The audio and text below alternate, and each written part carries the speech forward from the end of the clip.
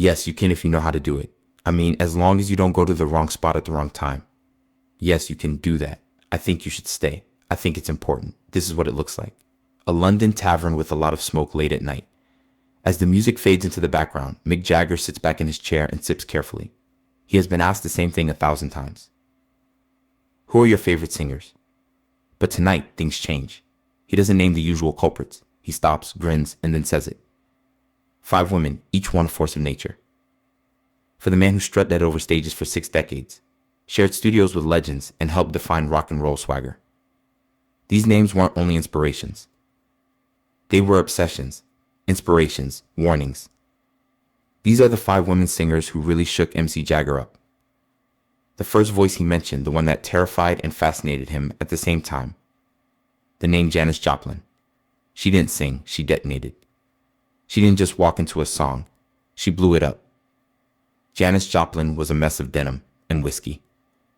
Not only was her voice rough, it was like thunder in a bottle. In 1969, Jagger saw her perform live at Madison Square Garden. She stepped out barefoot, hair wild, a bottle in one hand and heartache in the other. When she sang the chorus of Piece of My Heart, even Keith Richards, who was known for never blinking, stood still and silent. She was a storm. She was fire.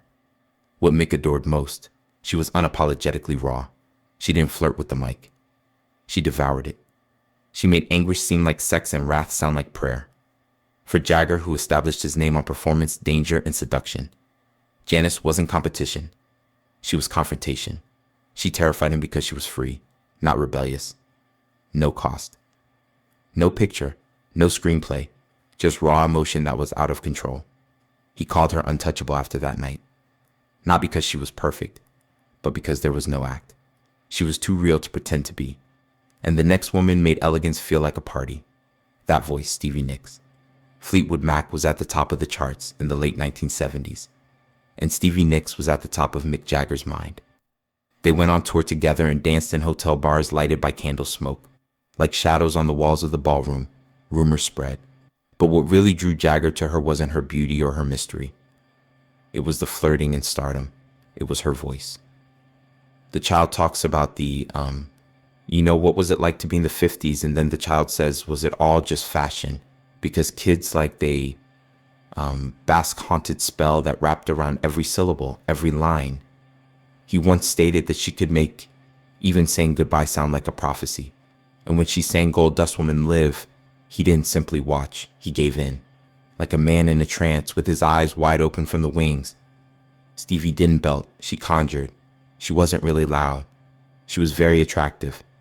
In a world full of loud frontmen and showy stars, her strength came in subtle waves. She didn't crash into the room.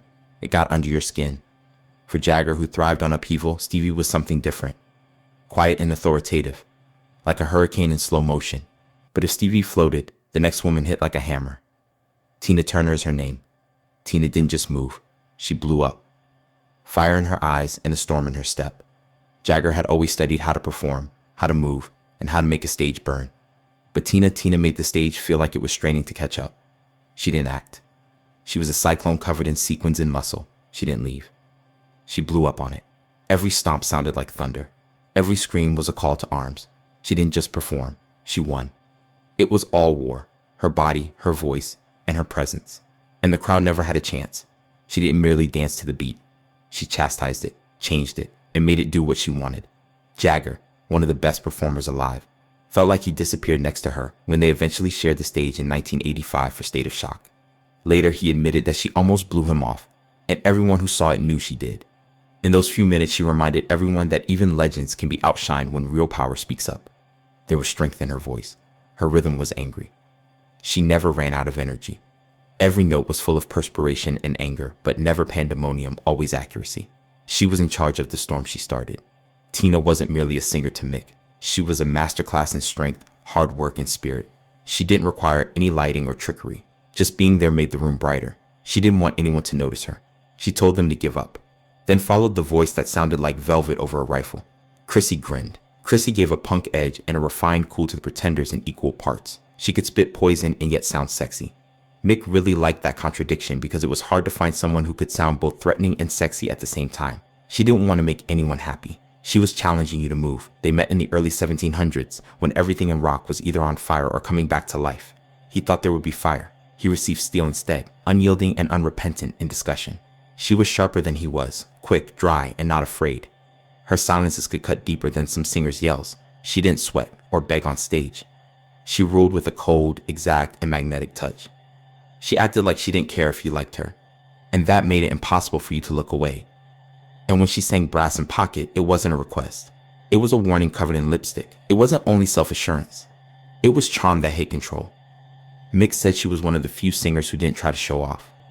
She didn't want people to clap for her. She didn't have to. She had a strong presence. She looked the audience in the eye and dared them to keep up. And a lot of the time, she didn't just own the stage. She took it apart and made it her own. He witnessed what control looked like when it was calm by watching Chrissie. What confidence sounded like when it didn't have to yell. She wasn't merely the face of the band. She was a force field made of leather and eyeliner. But the last name on his list made him grin and maybe hurt a little. Patti Smith. Patti was a fireball of poetry. She did more than just sing. She screamed. She begged. She gave evidence. She wasn't a vocalist in the usual way. She was a prophetess who spoke into a microphone. A preacher with electric poison in her blood. There was no light on her stage. It was haunted. In the late 1970s, Jagger watched her play at CBGB for the first time. She had no shoes on, her hair was matted, and sweat was glistening on her face like battle paint. She didn't care if she was pretty. She cared about being honest. She didn't play a part. She became the moment. Her voice broke, cracked, and soared, and every word sounded like a challenge. She was unexpected, raw, and just unstable enough to be amazing. What caught his attention the most wasn't her pitch. It was her refusal. Patti didn't have fun. She faced it. She stood in the middle of the turmoil and forced you to look her in the eye. It was like a prayer screamed in the thick of a brawl when she played her music. It was both art and violence. Tenderness turned inside out. To Jagger, who had made a name for himself by pushing the limits, she was more than a friend. She was a shot across the bow. That night, he didn't feel like a rock star when he saw her. He felt like a student at the shrine of something greater. And that night, he learned something. He wasn't the craziest person there. She was. MC Jagger has played on stage with greats. He has danced beneath lights that blazed for 60 years, been swamped in acclaim, and stared down stadiums. But when asked who really shook him to his core, it wasn't the loudest guitar or the fastest drummer. The women did it. Women who didn't ask to join the world of rock. They didn't wait for an invitation. They wrote their names on the walls with their voices. Sometimes kind, sometimes brutal, but always unforgettable. They didn't depend on anyone else's legacy. They made their own from scratch, brick by lyric, shout by quiet. They yelled like thunder. They spoke in whispers like warnings. They haunted, seduced, broke, and flew. They sang with their mouths open.